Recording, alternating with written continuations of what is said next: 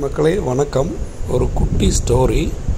இது என்னென்னா, ஒரு மனசுக்கும் ஆத்மாக்கும் மூளைக்கும் நடக்கிற ஒரு ட்ராவல். நம்ம ஒரு விஷயம் நல்லதோ கெட்டதோ அதை நம்ம யோசிக்கிறோன்னா ஃபஸ்ட்டு அது மனசு தான் அது சரி இது செய்யலான்னு தோணும். அது நல்லதா கெட்டதான்னு முடிவெடுக்கிறது ஆத்மா. அந்த ஆத்மா கிட்ட போயிட்டு அடுத்த மூளைக்கு சரி செய்யலாம் அப்படின்னு கொண்டு போகும். இந்த நல்ல ஆத்மா என்ன பண்ணணும்னு கேட்டிங்கன்னா, அந்த மனசுலேருந்து ஆத்மா கிட்ட அது ட்ராவல் பண்ணும்போதே இது வேண்டாம், இது சரியில்லை அப்படின்ட்டு அதை தூக்கி வீசிடுவோம். அது நீங்கள் கர்ம வினையினால் ஒரு நல்ல ஆத்மா உங்களுக்கு இருக்குன்னு அர்த்தம்.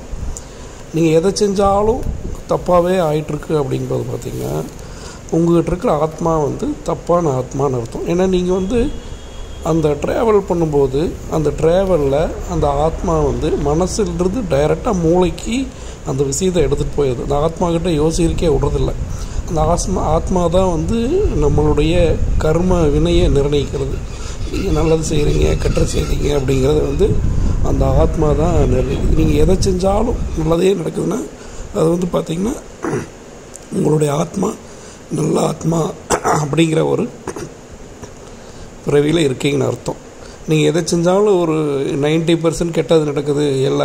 நிறைய பார்ப்போம். நிறைய கோயில்களில் பார்த்திங்கன்னா அத்தனை கூட்டம் புலம்பிகிட்டு இருப்பாங்க. இல்லை 99% பார்த்திங்கன்னா எல்லாருமே ஏதோ ஒன்று வேணும் வேணும் வேணும்னு கோயிலுக்கு வருவாங்களே ஒழிய, அவங்க மனசாட்சிப்படி அவங்க ஆத்மா தான் கோயில்னு யாரும் நினைக்கிறதில்ல. அவங்க ஆத்மா கிட்ட வேண்டினாலே எல்லாம் நல்லது.